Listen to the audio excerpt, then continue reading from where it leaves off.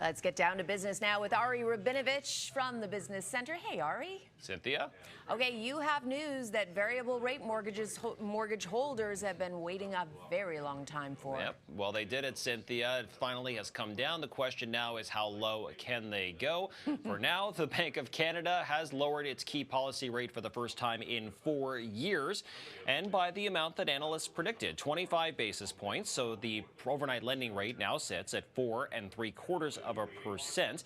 And Canada also becomes the first G7 nation to lower interest rates in recent history.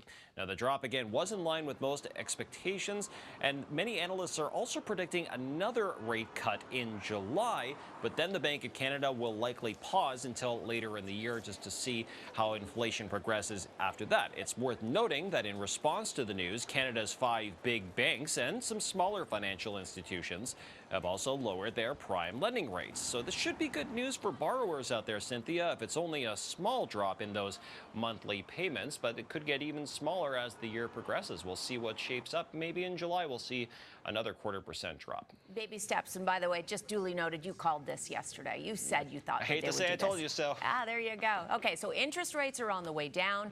Now we'll all be watching what impact that has on the housing market, Ari. Absolutely. And we kind of got a sense of where home buyers, or would-be home buyers at least, felt ahead of today's announcement. So the latest numbers out from the Toronto Real Estate Board. A lot of potential home buyers may have waited on the sidelines to find out if interest rates will come down. So I guess this is the news that they wanted. But what we found out was in the month of May, GTA home sales fell more than 20% compared to the same month last year. At the same time, the number of new listings coming onto the market increased by just as much. So sellers may have been looking to entice those would-be buyers for what listings to jump on should rates come down.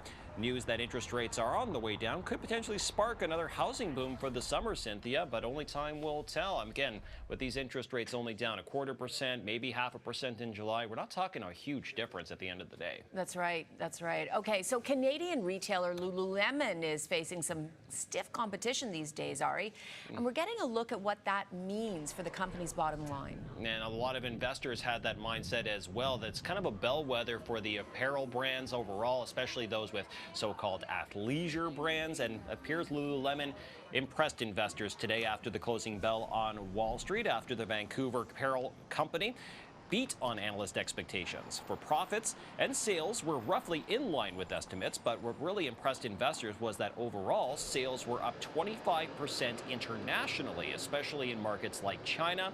Lululemon is staying optimistic about the full year ahead, increasing its outlook for profits while sales are expected to hold steady.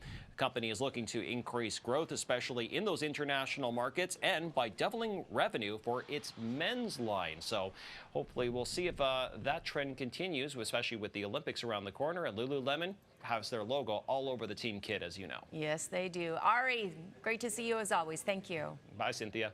Bye-bye.